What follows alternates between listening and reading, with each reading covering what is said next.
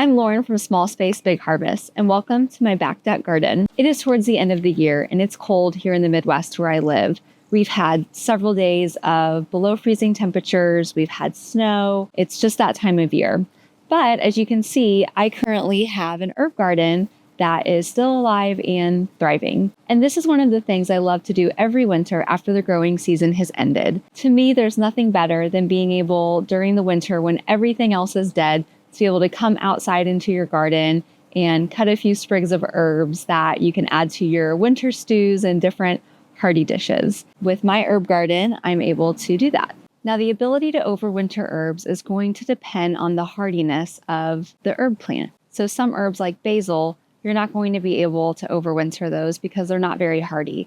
But things like rosemary, thyme, sage, parsley, these are all herbs that will overwinter really well. And so I'm going to show you today the steps I take in my herb garden to make sure that I can overwinter those herbs as far into winter and those cold freezing temperatures as I possibly can. So the first thing I do is I always make sure that my herb garden that I'm wanting to overwinter is planted by the end of fall. So as we go into that winter season, all those plants are already in my garden. The next important step is making sure that you have a good mulch on the top layer of your herb garden so that it will protect the roots from those cold temperatures. So I always have a nice thick layer, at least a couple of inches of mulch, and I personally prefer cotton burr compost.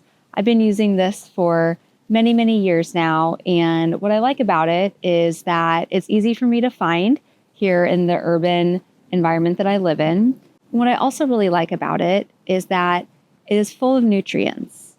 Now, depending on where you live, this might be enough for you to be able to overwinter. However, if you live in a zone where you are going to get freezing temperatures and snow, you can't stop there. You have to take this next step, and that is covering your herbs with a frost cover. Now, my first overwinter growing season, I just laid my frost cover right over the herbs and I really regretted it. What would happen was that the snow or the ice would lay on the top of the frost cover. And because the frost cover was actually touching the herbs, it did still ruin them. So a lesson that I learned early on is that you want to make sure that you have hoops that the frost cover can lay on, almost creating like a greenhouse effect. You really want to make sure that none of the cold air can get underneath the cover. So I also use clips to clip the cover to the side of my container garden. This is definitely one of the advantages of having a container garden is that you are able to completely cover that container so that the cold wind and the cold temperatures cannot get to your plants. And because your plants aren't actually in the ground and you are creating almost this greenhouse effect with the light shining onto your frost cover, it's creating a warmer environment inside of that cover in the container. So whereas outside, if your plants were planted in the ground, it's a lot more likely that the ground is going to become frozen and damage your roots. Whereas if you do it in the container with this effect and with it covered, that soil isn't going to be able to freeze as easily and your plants will last longer into the winter. Covering your plants is really such an important step, and I really want to emphasize that you want to do this early on. You do not want to get caught off guard with a night that dips into freezing temperatures and destroys your plants. I've seen that way too often where people just aren't watching the weather, not paying attention to the different temperatures, and they wake up in the morning to find that their herbs are just totally decimated. And if they would have just covered those plants, a day before that happened, and if they would have been paying attention, they would have been able to save those herbs. Now, if you are one of those people and your herbs do go through a frost, if it was just dipping a little bit below freezing, your plants might be okay. I will admit that I have been guilty of this occasionally, and you just want to wait till that day when the sun comes out and is able to warm up those plants. Sometimes the leaves will be able to recover and you'll be just fine.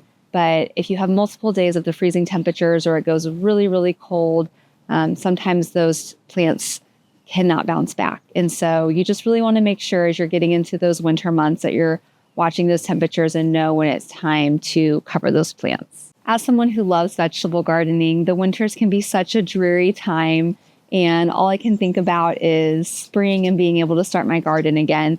But by being able to overwinter your herb garden, it's just that little piece of joy that can really help you get through those winter months. Like I said, I just find, nothing better than being in my kitchen, cooking a meal, being able to just walk right out here on my back deck, uncover my herb garden, and clip a couple of sprigs to use in a recipe. So I hope this video was helpful for you. And if you are considering overwintering your container herb garden, just follow these steps and you should see success. And if you are a fellow urban vegetable gardener, make sure you follow my channel. I have a lot of content and resources to help you navigate how to be successful with this venture.